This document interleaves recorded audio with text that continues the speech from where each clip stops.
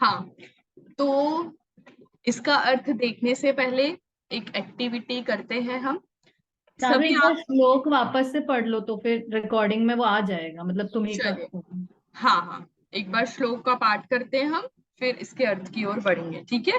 चले। सुखाय दुःखानि गुणाय दोषान् धर्माय पापानि समाचरन्ति तैलाय बालाः सिक्ता समूहं निपीडयन्ति स्फुटमत्वदीयाः। ठीक है, चलिए। इसके अर्थ की ओर बढ़ने से पहले एक छोटी सी एक्टिविटी करते हैं। जिनकी वीडियो ऑफ है, यदि वो वीडियो ऑन कर ले तो अच्छा रहेगा। बाकी सब तब तक आंखें बंद कर लीजिए। सबकी आंखें बंद रहेगी और मैं जो बोलूंगी वैसा हम जो इमेजिन करते हैं ना, अपने मन में देखते हैं, वैसा आपको देखना है। ठीक है, हाँ, सबकी आंखें बंद। हाँ, चलिए। आपकी क्लास समाप्त हो गई है। क्लास समाप्त होने के बाद आप धीरे धीरे अपने रसोई की ओर प्रवेश कर रहे हैं। आप रसोई में गए, आपने गैस चालू किया, आपको गर्म पानी पीना है। आपने गैस चालू किया, भगोनी में पानी लिया और वह भगोनी गैस के ऊपर रख दी। और धीरे धीरे जैसे जैसे अग्नि तेज हो रही है, वैसे वैसे पानी धीरे धीरे ठंडा हो रहा है। ठीक है, ठंडा हो रहा है। ठीक है, फिर आप जंगल में कहीं घूमने गए, वहां पर आपने एक बहुत बड़ी चट्टान देखी। और चट्टान देखी, जैसे जैसे वह चट्टान टूट रही है, पत्थर छोटे छोटे टुकड़ों में, वह चट्टान छोटे छोटे टुकड़ों में बट रही है। ठीक है, और जैसे जैसे वह छोटे छोटे टुकड़ों में बट रही है, वैसे वैसे उसमें से पानी का प्रवाह आता जा रहा है।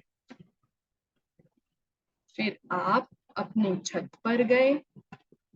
आपने छत पर जाकर देखा, ऊपर आकाश की तरफ, आकाश की तरफ ऊपर सर करके जब आपने आकाश को देखा, तो वहां पर बहुत सारे तरह तरह के पेड़ पौधे, फल फूल आदि वहां पर आकाश में उग रहे हैं।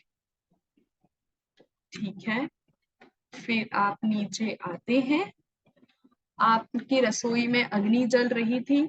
आप जैसे ही उस अग्नि में हाथ लगाते हैं, वह अग्नि एकदम ठंडी, एकदम ठंडी वह अग्नि होती है।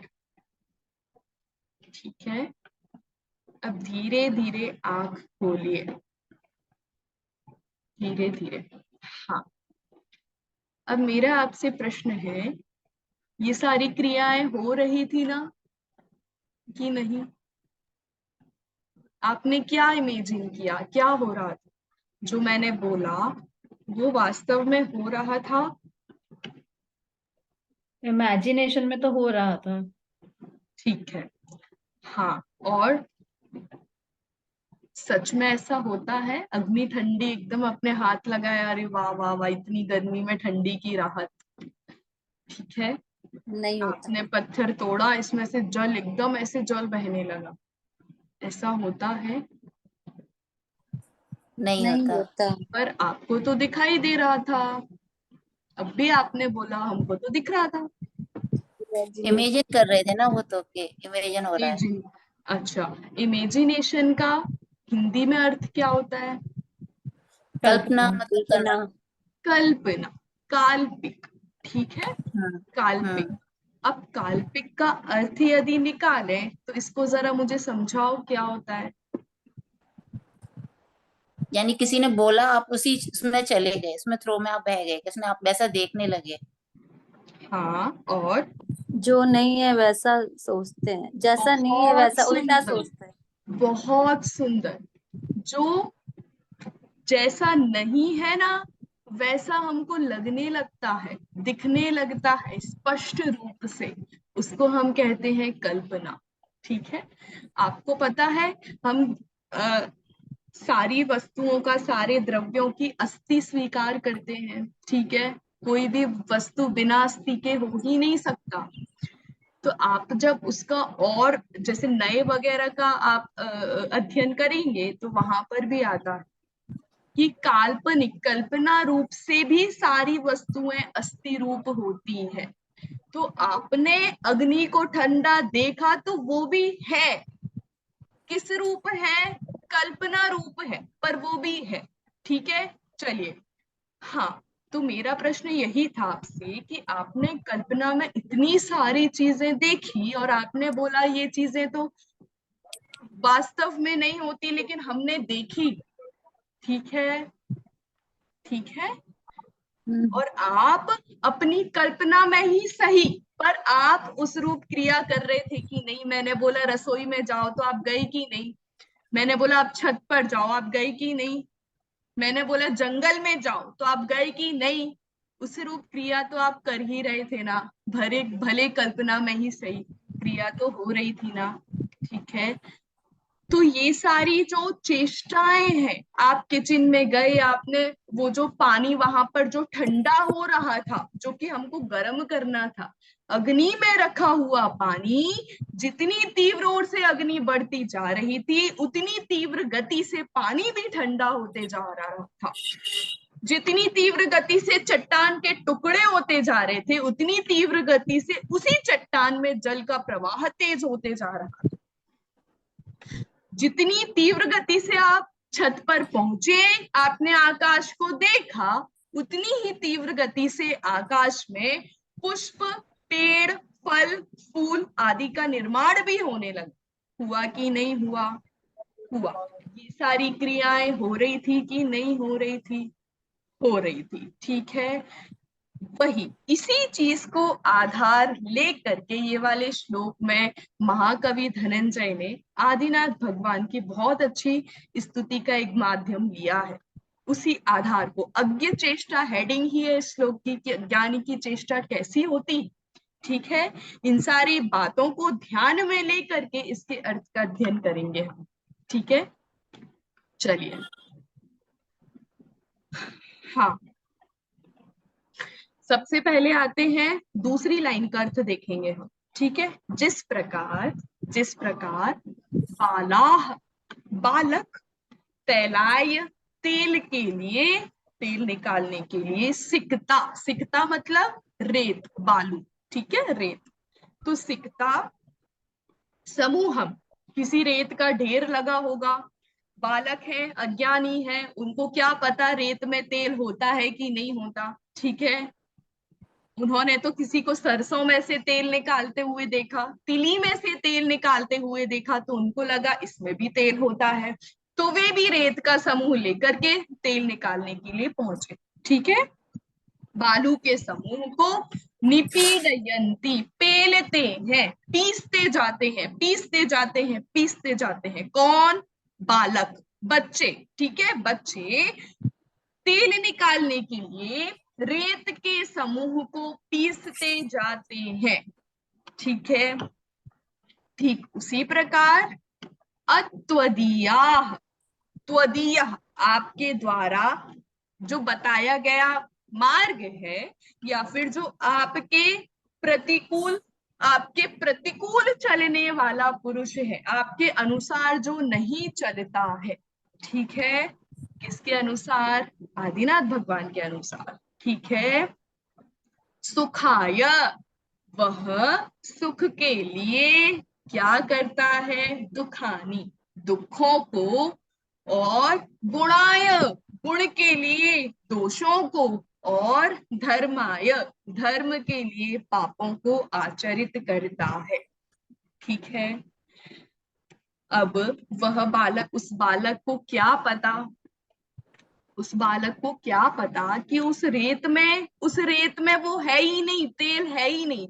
आपने आंख बंद की थी, आपको तो पता ही नहीं था कि अरे अग्नि ठंडी होती है कि गर्म होती है, अरे पानी ठंडा हो रहा है कि गर्म होता है। आप तो छत पर आकाश देखने गए थे, वहां पर तो पुष्प उत्पन्न हो रहे थे और आपने देखकर कहा भी अरे वाह पुष्प, इतने सुंदर पुष्प लग रहे हैं। ठीक है, आपको तब तो पता नहीं था आकाश में पुष्प होते हैं कि नहीं होते हैं। ठीक है, आपने देखे तो आपने मान लिया, है ना। ठीक है, यदि आप पता लगा करके जाते कि आकाश में पुष्प हो ही नहीं सकते, अरे पत्थर में से जल कैसे निकल सकता है, संभव ही नहीं है। अग्नि ठंडी हो या 3 काल में संभव नहीं है। ठीक है, आ रहा है समझ में। लेकिन चूंकि हम सब बाल वैद्य हैं, सॉरी हम सब बाल बुद्धि हैं, बाल बुद्धि है, हमें कुछ भी नहीं पता, हम मिथ्यात्व के धारक जीव हैं, मिथ्यात्व से ही इस चतुर्गति में भ्रमण कर रहे हैं। हमको जो दिखाई देता है हम उसको वैसा मान लेते हैं, हमसे जो कोई कुछ बोलता है हम उसको वैसा देखने लगते हैं, उस जगह हमें पता ही नहीं होता हमें क्या करना है। ठीक है, और यदि कोई मुझे बताता तो मैं उसको नहीं मानूं तो भी मैं विपरीत मार्ग में जाता हूँ। ठीक है, उस बच्चे को क्या पता कि तेल में रेत में तेल नहीं मिलेगा। ठीक है, और मैं उससे बोलूं नहीं इसमें तुम क्या पीस रहे हो, उसमें से तेल निकलेगा ही नहीं। वह हठी बालक सुनने के बावजूद भी मानने को तैयार नहीं होगा कि इसमें से तेल निकलेगा ही नहीं। वह फिर पीसेगा और मेहनत करेगा, फिर पीसेगा, अगले दिन फिर पीसेगा। बोलो कब उस रेत में से तेल निकल आएगा? 5 दिन, 5 दिन मेहनत करके, तब 1 महीने मेहनत करके, चलो 5 साल, 5 साल बाद तो उसको इतना पीसेगा तो तेल तो निकल ही आएगा ना। कभी नहीं। क्यों? क्योंकि तेल प्र, उसमें तेल है ही नहीं, उसमें तेल की अस्थि है ही नहीं। ठीक है, आ रहा है, आ रही है मेरी बात समझ में? हे भगवान, जो आपके प्रतिकूल चलता है, आपकी बात नहीं मानता, आपने जो कुछ बताया है उसको नहीं मानता, आपने बोला 7 तत्व होते हैं, मैंने बोला 10 तत्व होते हैं, बोलो मैं दुखी होंगी कि नहीं? मैं विवाद में पढ़कर, मुझे कुछ पता तो है नहीं, मुझे भी नहीं पता अरे 10 तत्व मैंने कहाँ पढ़े, पढ़े कि नहीं पढ़े, किसी से सुना कि नहीं सुना। मेरा तो बस था लड़ाई करने का, तो मैंने बोल दिया अरे 10 होते हैं, अरे तुम देख लेना यहाँ, अरे 10 ही होते हैं। इससे मैं ही दुखी होंगी ना, सामने वाले के पास तो प्रमाण है कि तत्व साथ ही होते हैं। आप मेरी बात समझ रहे हो कि नहीं? ठीक है, तो जो जिनेंद्र भगवान के प्रतिकूल चलता है, ठीक है, किसी रागवश भी, कैसे भी भाव हो, लेकिन यदि जिनेंद्र भगवान के यदि कोई प्रतिकूल चलता है, उनके बताए हुए मार्ग के विरुद्ध चलता है, उनकी बात नहीं मानता है, ठीक है, तो वो हम सबको सुखी होना है। ठीक है, और मैं सुखी होने के लिए दुखों के पास जाऊं, गुण गुण गुण के लिए मैं दोषों के पास जाऊं। ठीक है, मुझे साइंस सीखना है और मैं किसी मैथमेटिक्स के टीचर के पास चली जाऊं तो बोलो मुझे कितनी साइंस आएगी? टॉप करूंगी मैं साइंस में कि नहीं करूंगी? डॉक्टर बन जाऊंगी कि नहीं बन जाऊंगी? नहीं बनूंगी। क्यों? क्योंकि मुझे मैथमेटिक्स पढ़ना है, मुझे साइंस पढ़ना है, तो मुझे साइंस के टीचर के पास ही जाना पड़ेगा। वैसे ही मुझे सुखी होना है तो सुखी होने का जो मार्ग है ना, मुझे उस ओर ही जाना पड़ेगा। ना कि मैं जब ये कहूं कि अरे चट्टान में से पानी निकल रहा है तो आप मान करके चट्टान में से पानी देखने लगो। ठीक है, और मैं कहूं अग्नि ठंडी है तो आप अग्नि को ठंडी देखने लगो। ये सारी तो व्यर्थ व्यथाएं हैं। ठीक है, काल्पनिक है ये चीजें। ऐसी अनेक काल्पनिक चीजें इस जगत में सर्वत्र फैली हुई। जितने जीव हैं उतनी उन जितने जीव हैं उतनी उनसे कई अधिक उनकी कल्पनाएं हैं। तो जितनी कल्पनाएं हैं उतने मार्ग हैं, और उतने मार्ग हैं तो कौन से सही है कौन से गलत है यह जानने के लिए किसी के पास आज के टाइम में इतना समय नहीं है।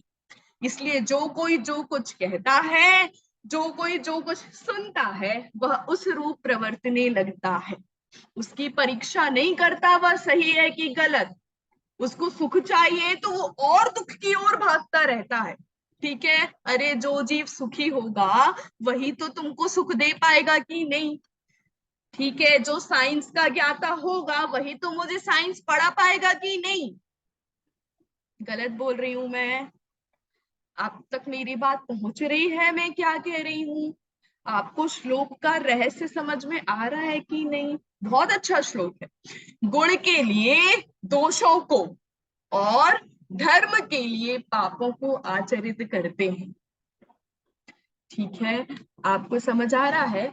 जैसे राम थे ना, राम जी, उन्होंने लक्ष्मण के मरण के उपरांत अपने कंधे पर कितने महीनों तक लक्ष्मण को रख रखा था? कितने? 6 महीने। 6 महीने। बहुत सुंदर। 6 महीने तक उन्होंने कंधे पर लक्ष्मण को रख रखा था। क्यों रख रखा था? उनको नहीं पता था कि जिस जीव का मरण हो जाता है वह वापस जीवित नहीं होता। उनको नहीं पता था क्या? अरे सम्यक दृष्टि जीव थे, पता ही था उनको तो। ठीक है, अनुभव भी था इस चीज का। लेकिन लक्ष्मण के प्रति इतना राग था, इतना राग था कि वह राग उनको विपरीत आचरण में ले गया।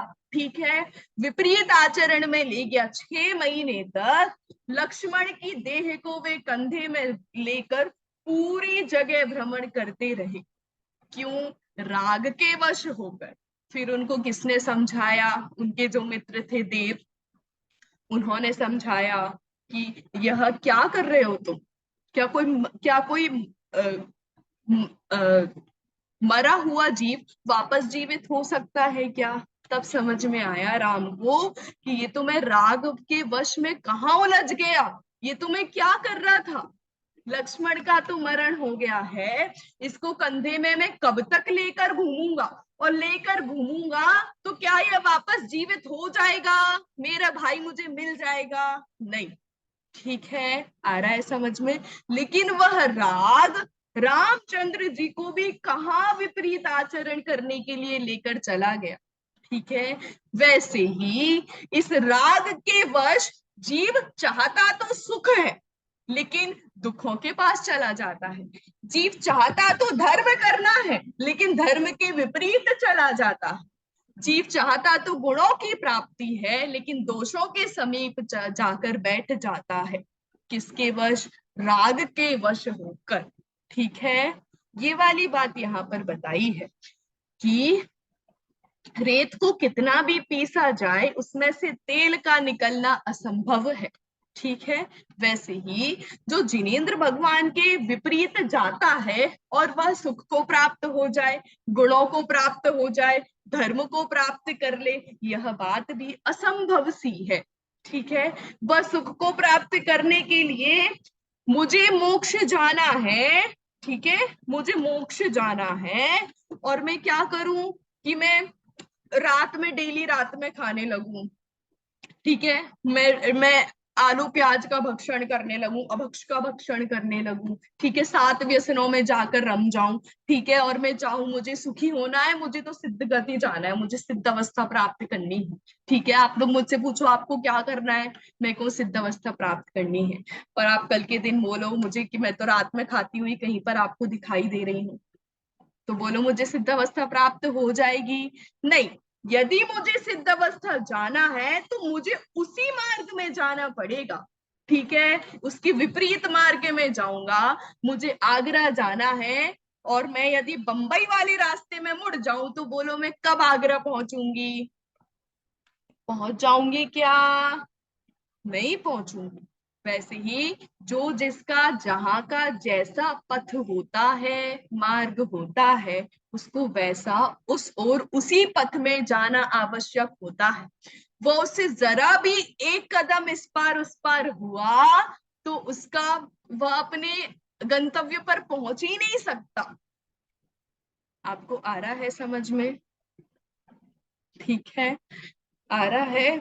मतलब आप देखो पाकिस्तान की और भारत की जो बॉर्डर होती है, आप एक कदम रखो इधर तो आप भारत में हो और आप एक कदम इधर रखो तो आप पाकिस्तान पहुंच गए। ठीक है, अब आपको भारत जाना है और आपने पाकिस्तान की पाली में अपने दोनों चरण रख रखे हैं, तो आप बोलो भारत कब पहुंचोगे? कभी नहीं पहुंचोगे। फिर आपको, अरे बस एक कदम ही तो रह गया था, एक कदम ही तो पीछे था मेरा, तो मैं भारत में नहीं कहलाऊंगा क्या? बोलो आप कहलाओगे क्या भारत में? आप खुद ही बताओ। नहीं कहलाओगे। आपका भले एक कदम पीछे हो, आपको भारत जाना है तो आपको भारत की तरफ ही मुड़ना होगा। दोनों चरण बुद्धि पूर्वक उस ओर ही होने चाहिए। ठीक है, आपको सुखी होना है तो आपको बुद्धि पूर्वक उस मार्ग में ही आगे बढ़ना होगा। आपको गुणों की प्राप्ति करनी है तो आपको उस रूप, जो मार्ग गुणों को प्राप्त करने के लिए हमारे अरहंत परमेष्ठी ने, आदिनाथ भगवान ने, सिद्ध परमेष्ठी ने, आचार्य उपाध्याय साधु पंच परमेष्ठी ने जो बताया है, उस ओर बढ़ना चाहिए कि दोषों की ओर बढ़ना चाहिए? ठीक है, आपको मेरी बात समझ में आ रही है? हम राग वश, ठीक है, राग के वश होकर के गुरुदेव श्री के प्रवचन सुनना, पढ़ना आप इस श्लोक पर। बहुत सुंदर गुरुदेव श्री का इस श्लोक पर व्याख्यान है। उन्होंने यह कहा कि राग के वश होकर जीव कहाँ कहाँ से भ्रमित कर जाता है। ऐसा नहीं है कि उसको भेद विज्ञान नहीं होता, लेकिन राग का जब तीव्र उदय होता है तो उसको कुछ भी सुध बुध नहीं रहती। ठीक है, उसको कुछ भी सुध बुध नहीं रहती। जब रामचंद्र जी ही भटक गए अपने राग के वश होकर, तो हम तो किस खेत की मूली, हमें क्या पता? हमें तो रामचंद्र जी जैसे तो ज्ञाता तो हम है नहीं। ठीक है, सम्यक की प्राप्ति तो अभी हमें हुई नहीं है, तो हम तो ऐसे ही यूं भटक जाते। आज इसने बोला अरे इसको नमस्कार करने से ऐसे होता है, अरे इसको नमस्कार करो, अरे सब एकदम बढ़िया होगा, तो हम कल उसके घर चले गए। ठीक है, आ रहा है समझ में? इसलिए यदि सुखी होना है, गुणों की प्राप्ति करनी है और धर्म की प्राप्ति करनी है, तो हमको जिनेंद्र भगवान के बताए हुए मार्ग पर चलना ही होगा। उन्होंने जो मार्ग बताया है उस ओर अग्रसर होना ही होगा। ठीक है, यदि मैंने बोला आकाश में फूल देखो तो आप तो अभी देखने लगोगे, मैंने बोला अरे अग्नि गर्म होती है तो आप अभी देखने लगे, ऐसे तो कोई भी आकर आपसे कुछ भी बोलेगा तो आप कुछ भी करने लगोगे क्या? हाँ, बोलो। मैं बोलूं अब भी जाओ, नहीं। अरे अब भी जाकर देखो देखो देखो आकाश में कितना अच्छा पुष्प, कितने अच्छे से पुष्प उग रहा है। आपको पता है ना 24-25वें तीर्थंकर वाली कहानी, आपको सबको पता है ना? यदि उनकी दृढ़ता नहीं होती तो क्या वे भी चले जाते देखने, अरे 25वें तीर्थंकर का समवशरण लगा है, समवशरण लगा है? बताओ, आपको समझ आ रही है दृढ़ता की कितनी महत्ता है ना? ठीक है, कि सुख के लिए दुखों के मार्ग पर जाना उचित नहीं है, दोनों विपरीत चीजें हैं। गुणों को प्राप्त करने के लिए दोषों की ओर जाना ठीक नहीं है। ठीक है, आपको सम्यक्त्व प्राप्त करना है, सम्यक्त्व रूपी गुण की प्राप्ति करनी है, 3 रत्न की प्राप्ति करनी है, और आप सब यहाँ बैठकर भी कथाएं करो और आप बोलो सम्यक्त्व की प्राप्ति करनी है, तो ऐसे हो जाएगी क्या? आप वहां पर जाके अनेक जीवों का मरण करो, सबका मर्डर कर दो वहां पर जाके, और आप यहाँ पर बोलो अरे धर्म की प्राप्ति करनी है, हो जाएगी क्या? नहीं होगी। जहां जो प्राप्त करना है उस ओर हमको बढ़ना ही होगा। मुझे बंबई जाना है और मैं बताओ कन्याकुमारी की ट्रेन में बैठ जाऊं, कल तक पहुंच जाऊंगी, 1 महीने तक पहुंच जाऊंगी कन्याकुमारी? नहीं पहुंचूंगी, संभव ही नहीं है। ठीक है, मेरी मम्मी ने मुझे बताया था बंबई जाना है तो बंबई की ट्रेन में ही बैठना, कन्याकुमारी की ट्रेन में मत बैठना। लेकिन मैंने क्या किया, अपनी होशियार बुद्धि से मैं कन्याकुमारी की ट्रेन में बैठ गई, अरे ये तो कैसे भी मुझे बंबई पहुंचा देगी। बोलो पहुंचा देगी क्या? ये तो और बड़ी मूर्खता वाली बात हो गई कि घर से समझा बुझा कर भेजा था इस ट्रेन में नहीं बैठना, इसमें बैठना, और मैं उसी ट्रेन में बैठती हूँ जिस ट्रेन में बैठने से मना करा था। ठीक है, आ रही है बात समझ में? है ना? चलो इसका अर्थ देखते हैं हम। भावार्थ।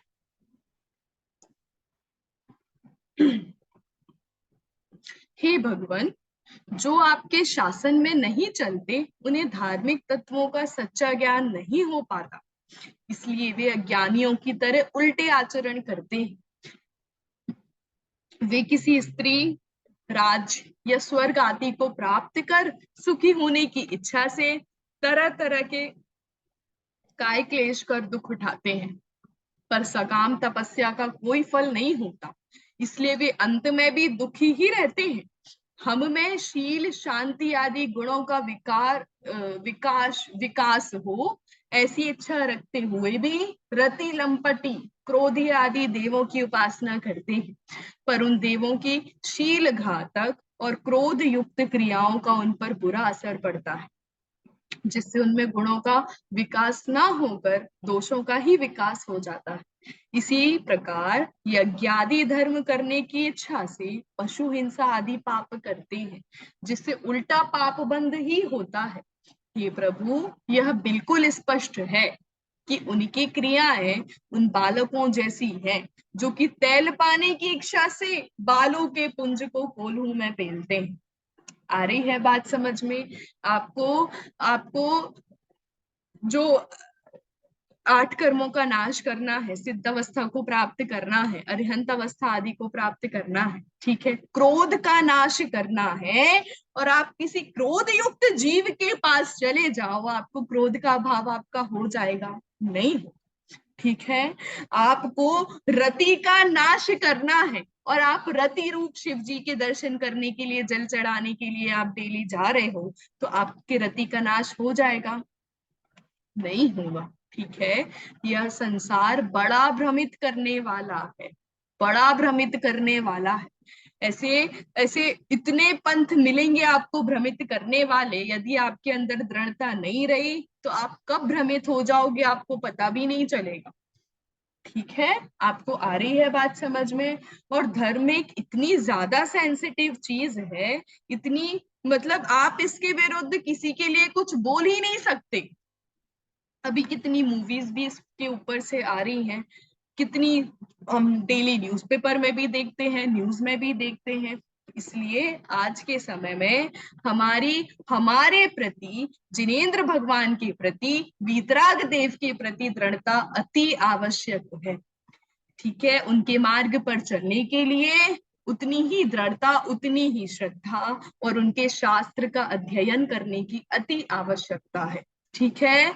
यदि हम जिसके पास जाए, आप जाओ, कोई मना नहीं कर रहा है, पर आप परीक्षा तो कर लो। हम ये तो नहीं बोल रहे अरे तुम आओ हमारे जैन दर्शन में आ जाओ, अरे जैन धर्म को मानो। हमारा जैन धर्म ही कह रहा है कि परीक्षा करो फिर आओ, परीक्षा करो। परीक्षा प्रधानी है जैन दर्शन की? नहीं, वो तो ऐसे अपना भी नहीं रहा किसी को कि तुम आ जाओ, तुम आ जाओ। परीक्षा करो, परीक्षा करके यदि तुम्हें लगता है कि यह वास्तविक धर्म है तो तुम आओ। परीक्षा करके तुम्हें लगता है शिव जी सच में सच्चे देव हैं, तुम उनके पास जाओ, ठीक है, कोई मनाही नहीं है। पर यदि जा रहे हो तो थोड़ा विवेक विचार तो रखो, ठीक है। ये वाली बात यहाँ पर की गई है। जो हमारा प्रयोजन है, उस प्रयोजन को पूर्ण करने में कौन हमारे सहायक हैं, कौन हमें हमारे गंतव्य तक ले जाने वाले हैं, उनके ओर ही बढ़ना अति आवश्यक है। उनके विपरीत में जाकर हम अपने प्रयोजन की सिद्धि कर लें, यह तो असंभव सी बात है, ठीक है। आया आपको भावार्थ समझ में सबको? ठीक है, चलो एक बार और पढ़ेंगे भावार्थ, फिर पद्यानुवाद पढ़कर कक्षा समाप्त करेंगे। हे भगवान, जो आपके शासन में नहीं चलते उन्हें धार्मिक तत्वों का सच्चा ज्ञान नहीं हो पाता, इसलिए वे अज्ञानी की तरह उल्टे आचरण करते हैं, ठीक है। वे किसी स्त्री, राज या स्वर्ग आदि को प्राप्त कर सुखी होने की इच्छा से तरह तरह के काय क्लेश कर दुख उठाते हैं, पर सकाम तपस्या का कोई फल नहीं होता, इसलिए वे अंत में भी दुखी ही रहते हैं। आप कितना भी हरिद्वार चले जाओ, आप ऋषिकेश चले जाओ, खूब तपस्या करने वाले वहां पर ऋषि मिलेंगे, पर क्या गंगा स्नान से सारे पाप धुल जाते हैं? हाँ, आप वस्त्र पहन करके तपस्या कर रहे हो, दीक्षा कर रहे हो, और आप अपरिग्रही हो, हम कैसे मान ले, ठीक है। विश्व में ही हमको जब ये सारी चीजें दिखती है, उसके बाद भी हम आंखें मूंद करके उन्हीं चीजों में प्रवृत्ति करते हैं, तो राग का कितना तीव्र उदय है, मिथ्यात्व का कितना तीव्र उदय है, इसका हम अनुमान भी नहीं लगा सकते। ठीक है, यदि आपको कहीं जाना है, यदि आपने जिनेंद्र भगवान के पास आकर के सच्चे स्वरूप का, सच्चे तत्व का आपने निर्णय नहीं किया, तो हमारी भी ऐसी ही हालत होनी है। हम भी कब भटक जाएंगे हमें खुद ही पता नहीं चलेगा। वे किसी स्त्री राज्य या स्वर्ग आदि को प्राप्त कर सुखी होने की इच्छा से तरह तरह के काय क्लेश कर दुख उठाते हैं, पर सकाम तपस्या का कोई फल नहीं होता, इसलिए वे अंत में भी दुखी ही रहते हैं। हम में शील, शांति आदि गुणों का विकास हो, ऐसी इच्छा रखते हुए भी रति, लंपटी, क्रोधी आदि देवों की उपासना करते हैं। जो जीव स्वयं क्रोधमय है, जो जीव स्वयं रति क्रीड़ा में मग्न है, वह हमें रति मुक्त कैसे करा सकता है? जो जीव स्वयं क्रोधी है, वह हमें क्रोध मुक्त कैसे करा सकता है? जो जीव स्वयं पापी हो, वह हमको पाप मुक्त कैसे करा सकता है? उन देवों की शील घातक और क्रोध युक्त क्रियाओं का उन पर बुरा असर पड़ता है, जिससे उनमें गुणों का विकास ना होकर दोषों का ही विकास हो जाता है। इसी प्रकार यज्ञादि धर्म करने की इच्छा से पशु हिंसा आदि पाप करते हैं, जिससे उल्टा पाप बंद ही होता है। अब मुझे बताओ, किसी जीव को मार करके तुम सुखी हो जाओगे, यह तो बिल्कुल ही मूर्खता वाली बात है। ठीक है, मैं तिर्यंच गति के किसी जीव की बलि चढ़ाऊं और मैं बोलूं अरे अरे अरे मेरी तो सारे पाप धुल गए, मेरे तो सारे पाप धुल गए। बताओ, इनके तीर्थ क्षेत्र भी अलग से बनाए जा रहे हैं, अरे यहाँ पर आके बलि दोगे तो तुम सच में देवगति को प्राप्त होगे, खूब उच्च गति तुमको मिलेगी। किसी जीव का दिल दुखा करके उच्च गति की प्राप्ति कैसे संभव है? एक बार यह प्रश्न तो स्वयं से करना बनता ही है। ऐसे जगह जगह जाकर भटकने वाले पथ, आपको लग रहा है यहाँ मैं भटक रहा हूं, तो कुछ प्रश्न खुद से करना चाहिए कि यह सच में सही है, ये जो दिख रहा है यह ऐसा है, तो ऐसा कैसे हो सकता है? ठीक है, बलि चढ़ाकर कैसे मैं सारे पाप को धो डालूंगा? ठीक है, चलिए, इसी प्रकार यज्ञादि धर्म करने की इच्छा से पशु हिंसा आदि पाप करते हैं, जिससे उल्टा पाप बंद ही होता है। कि प्रभु, यह बिल्कुल स्पष्ट है कि उनकी क्रियाएं उन बालकों जैसी हैं जो कि तेल पाने की इच्छा से बालू के पुंज को कोलू में पहनते हैं, बलि चढ़ा करके पुण्य चाहते हैं। यह कैसे संभव है? यह तो उस बालक की तरह है कि पीसते जाओ पीसते जाओ पीसते जाओ, रेत पीसते जाओ, तेल निकलेगा निकलेगा निकलेगा, खूब बलि चढ़ाते जाओ चढ़ाते जाओ चढ़ाते जाओ, अरे पुण्य होगा पुण्य होगा पुण्य होगा। कैसे होगा? ठीक है, यह तो बाल बुद्धि है, अज्ञान बुद्धि है, और ऐसी ही विपरीत चेष्टाएं हर अज्ञानी जीव की होती है। हम सब की भी विपरीत चेष्टाएं हैं जब तक मिथ्यात्व है। ठीक है, हम सब भी अज्ञानी हैं। चलिए, आज वीर शासन जयंती का सुंदर अवसर है। यहाँ पर भी धनंजय कवि ने बहुत अच्छे से इस श्लोक के माध्यम से हमको जिनेंद्र भगवान के शासन में वीतराग भाव पूर्वक अग्रसर होने की प्रेरणा यहाँ पर हम सबको दी है कि जिनेंद्र भगवान का शासन है, महावीर भगवान का शासन है, यहाँ पर हिंसा करके कोई कैसे सुख को प्राप्त हो सकता है? यहाँ पर 5 पापों में उलझकर कोई चाहे कि हमको मोक्ष की प्राप्ति हो जाए तो कैसे संभव है? महावीर भगवान के शासन में तो जो वीतरागी है, निर्दोष है, वही सिद्ध अवस्था को प्राप्त कर सकता है। ऐसे सिद्ध अवस्था का ऐसे जिनेंद्र भगवान के शासन में चलकर हम सब सिद्ध भगवान बने, इसी मंगल भावना के साथ ये श्लोक समाप्त करते हैं। आखिरी में पद्यानुवाद पढ़ेंगे। चलिए। चाहे अविवेकी सुख जग में काम दुख का करते हैं, गुण चाहे पर करे दोष वे, चाहे धर्म अग भरते हैं। चाहे तेल मिट्टी को पेले, साधन जब विपरीत करे, कैसे हो फल सिद्धि उन्हें, फिर जो न तुम्हारा पग पकड़े। जामुन की आम का पेड़ उगा करके जामुन की इच्छा चाहने वाले पुरुष को तो मूर्ख ही कहेंगे, जो विपरीत साधन करता जा रहा है। ठीक है, वैसे ही हम सब भी मूर्ख की श्रेणी में ना आवे, जिनेंद्र भगवान के इस वीतराग पथ को, जिनेंद्र भगवान के इस वीतरागी शासन को अपना करके मोक्ष की ओर अग्रसर हों। इसी भावना के साथ आज का हमने 13वां श्लोक समाप्त किया। कल हम 14वें श्लोक पर चर्चा करेंगे। ठीक है, चलिए, जय जिनेंद्र। जय जिनेंद्र। जय जिनेंद्र। जय जिनेंद्र।